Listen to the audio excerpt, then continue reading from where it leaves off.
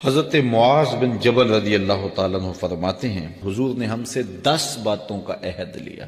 پہلی وہی چیز کہ اللہ کے ساتھ کسی کو شریک نہ ٹھہرانا، اگرچہ تجھے جلا دیا جائے اور تجھے قتل کر دیا جائے۔ دوسری وصیت یہ کی کہ اپنے والدین کی کبھی نافرمانی نہ کرنا، اگرچہ تجھے تیرے گھر سے نکال دے، تیرے اہل سے نکال دے، بچوں سے دور کر دے، لیکن پھر بھی ان کی نافرمانی نہیں کرنی، کیونکہ والدین کی نافرمانی کرنے والا دنیا پہ بھی رسوا ہوتا ہے، آخرت میں بھی رسوا ہوتا ہے۔ امام غزالی نے لکھا ہے کہ ایک جرم ایسا ہے کہ جس کی سزا آخرت میں تو ہے ہی ہے، دنیا میں بھی ضرور ملتی ہے، وہ والدین کی بے ادبی ہے، اور ایک نیکی ایسی ہے جس کی جزا آخرت میں تو ہے ہی ہے، دنیا میں بھی ضرور اس کا صلہ ملتا ہے، اور وہ والدین کا ادب ہے۔ اس شخص پہ نشان لگا لیں جو والدین کا بے ادب ہے، آپ اس کو ذلیل و رسوا ہوتا ضرور دیکھیں گے، اور اس شخص پہ بھی نشان لگا لیں جو والدین کا مؤدب ہے، فرما بردار ہے، اس کی پگڑی کا کلس کبھی نیچا ہوتا نہیں دیکھیں گے آپ۔ تو والدین کے ساتھ اس نے سلوک کرنے کی تلقین کی گئی۔ حضور نے تیسری وصیت یہ کی کہ فرض نماز جان بوجھ کے ترک نہ کرنا، جس نے جان بوجھ کے فرض نماز ترک کی اللہ اس سے اپنا ذمہ اٹھا لیتا ہے۔ اللہ کا ایک ذمہ ہوتا ہے جو بندوں کا اس نے لیا ہوتا ہے اپنے محض کرم سے، تو پھر وہ ذمہ اٹھا لیتا ہے۔ پھر وہ دیکھیے، اللہ ذمہ اٹھا لے تو پھر وہ سوائے ذلیل ہونے کے اور کیا اس کا مقصود ہوگا، تو ذلت ہی ذلت اس کا مقدر ہوگا۔ اللہ اکبر۔ آج ہم کہتے ہیں پوری دنیا کے اوپر کہ مسلمان کیوں ذلیل اور کیوں رسوا ہو رہے ہیں۔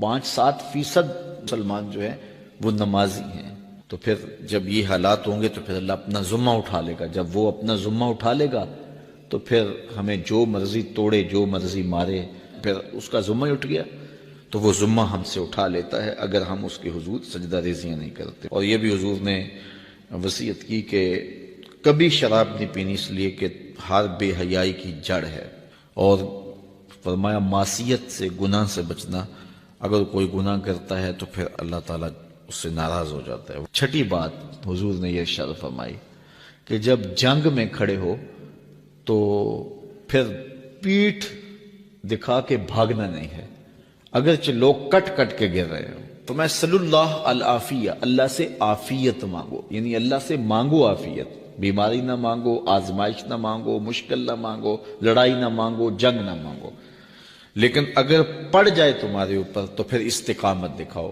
پھر بھاگنا نہیں ہے، اور یہ کبائر میں سے جنگ سے بھاگ جانا۔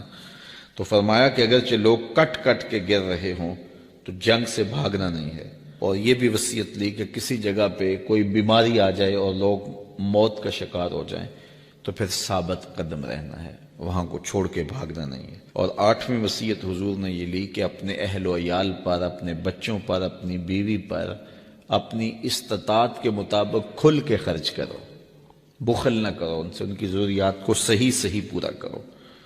اور 9ویں حضور نے یہ وصیت کی کوڑا لٹکا کے رکھو، ان کو ادب سکھانے کے لیے، دین سکھانے کے لیے، اور ان کو اچھائیوں کا خوگر بنانے کے لیے، برائیوں سے بچانے کے لیے باپ گھر کے اندر جو ہے وہ کوڑا لٹکا کے رکھے، چھڑی لٹکا کے رکھے۔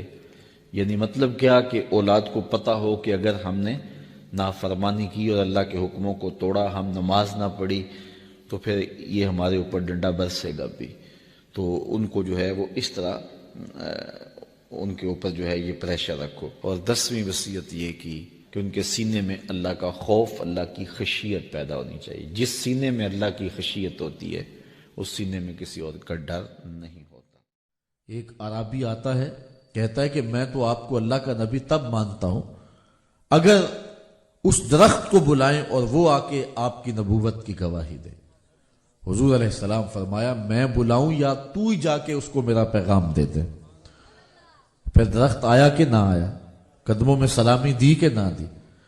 ایک شخص نے کہا میں تو تب مانوں گا اگر کھجور کا یہ پکا ہوا گچھا شاخ سے ٹوٹ کے آپ کی نبوت اور رسالت کی گواہی دے۔ حضور فرمایا تب تو مان لے گا؟ اس نے کہا انکار کی گنجائش نہیں رہے گی۔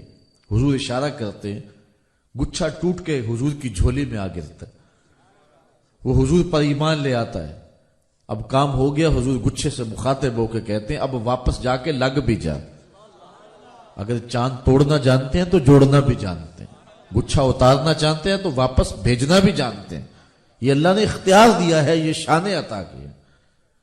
تو اللہ تعالیٰ نے اپنے محبوب علیہ السلام کو جو عظمتیں دی ہیں ان کا اگر بیان کریں گے تو اولاد کے سینے میں حضور علیہ السلام کے پیار کی جوت روشن ہوگی۔ تو اپنی اولاد کو حضور کا پیار سکھا کے جانا ہے، کثرت سے حضور کا ذکر، درود و سلام کی کثرت، فضائل و مناقب کا بیان کرنا، حضور کی اطاعت کی طرف اپنی اولاد کو بلانا، اور حضور علیہ السلام کی تعظیم و اجلال ان کے سینے میں پیدا کرنے سے حضور علیہ السلام کے لیے محبت کے جذبات سینوں میں موجزن ہوں۔